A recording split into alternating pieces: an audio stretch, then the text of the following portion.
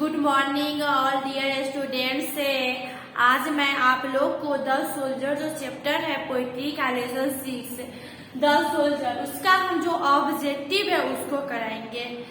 इसका हिंदी लाइन में line explanation हो गया है। आप जरूर इसका वीडियो देखें और इसका समरी भी मैंने करा दिए है। और इसका जो ऑब्जेक्टिव क्वेश्चन जो इम्पोर्टेंट है उसको हम लिखे हैं, उसको जरूर देखें। और वीडियो अच्छी लगती है तो लाइक करें, कमेंट करें। और एक बात और हम बताना चाहते हैं कि अगर आप ग्रामर पढ़ना चाहते हैं तो जरूर कमेंट में बताएं कि मैम हमको ग्रामर पढ़ना है, आप ग्रामर पढ़ाएं। ग्रामर या ट्रांसलेशन या कोई ऐसा लाइव क्लास आप चाहते हैं कि मैम आप लाइव क्लास लीजिए तो जरूर कमेंट के द्वारा बताएं। इससे हम लाइव क्लास लेंगे। या ग्रामर पढ़ाना होगा तो ग्रामर, आप लोग चाहेंगे कि ग्रामर पढ़ना चाहते हैं तो ग्रामर पढ़ाऊंगा, ट्रांसलेशन तो ट्रांसलेशन पढ़ाऊंगा। ऐसे हम 12th का भी कविता पढ़ा रहे हैं। अगर आप ग्रामर पढ़ना चाहते हैं या ट्रांसलेशन या कोई अदर चीज आप लोग को पढ़ने का मन है तो कमेंट के द्वारा जरूर बताएं। द सोल्जर जो कविता है उसमें बताया गया है युद्ध के बारे में। युद्ध में जो सैनिक है वो कैसे जाते हैं, उनका मृत्यु होता है, उसी पर इस कविता आधारित है। इसका जो ऑब्जेक्टिव है वो देखिए, Who has composed the poem The Soldier? The Soldier का अर्थ होता है सैनिक। द सोल्जर जो कविता है वह किसके द्वारा लिखा गया है? तो ये रूपर्ट ब्रूक के द्वारा लिखा गया है और ये इंग्लैंड के कवि थे। क्वेश्चन नंबर 2 है द सोल्जर डैश। ये जो कविता है सोल्जर वो क्या है?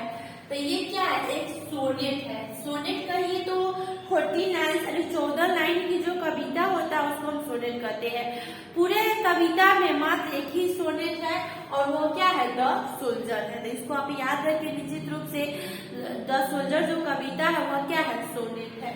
आप इसको सोनेट कहिए या वार पोएम कहिए, युद्ध कविता कहिए, क्योंकि इसमें युद्ध के बारे में बताया गया है। द सोल्जर क्या है? एक सोनेट है और वार पोएम है। क्वेश्चन नंबर 3 है a sonnet is a poem.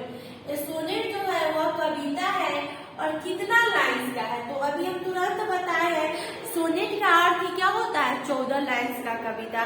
14 lines की कविता को हम सोनेट कहते हैं। और इस 14 को भी 2 भागों में बांटा गया है, एगो 8 और 6। 8 लाइन्स होता है और 6 लाइन्स होता है। 8 लाइन्स को ऑक्टेव कहते हैं और जो 6 लाइन रहता है उसको सिस्टेट कहते हैं। तो 14 लाइन की कविता को हम सोनेट कहते हैं, उसको भी 2 भागों में बांटा गया है, 8 और 6।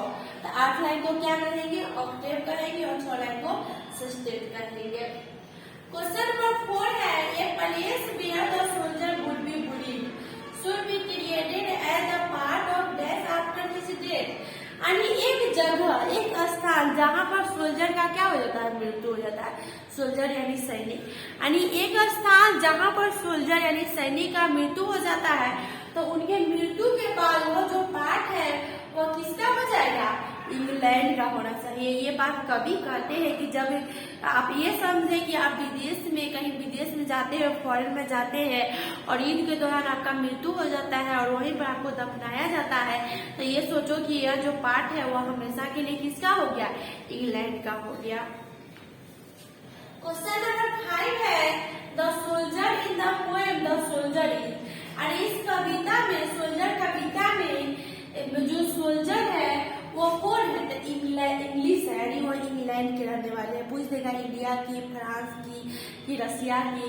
तो ये जो सोल्जर थे वो कहाँ के थे? तो इंग्लिश सोल्जर थे, इंग्लैंड के सोल्जर थे। क्वेश्चन नंबर 6 है इफ आई शुड डाई। अगर मैं मर जाऊं, यहाँ पर जो सैनिक है उनका भाव देखिए, कहते हैं कि अगर मैं मर जाऊं तो think only this my be. मेरे बारे में केवल इतना सोचना कि जिस जमीन पर मुझे दफनाया जाए वो जमीन हमेशा के लिए फॉरएवर इंग्लैंड, हमेशा के लिए किसका हो जाएगा? इंग्लैंड का हो जाएगा।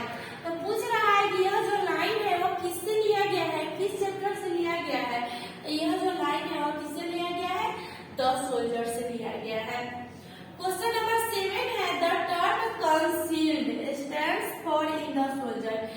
द सोल्जर कविता में जो कंसील्ड शब्द दिया हुआ है उसका क्या मतलब है? तो इसका अर्थ होगा हीडेड। हीडेड मतलब छुपाना, दफनाना। यानी कंसील्ड का मतलब क्या होता है? दफनाना या छुपाना। कंसील्ड का अर्थ क्या हो जाएगा? हीडेड हो जाएगा। क्वेश्चन नंबर 8 है द सोल्जर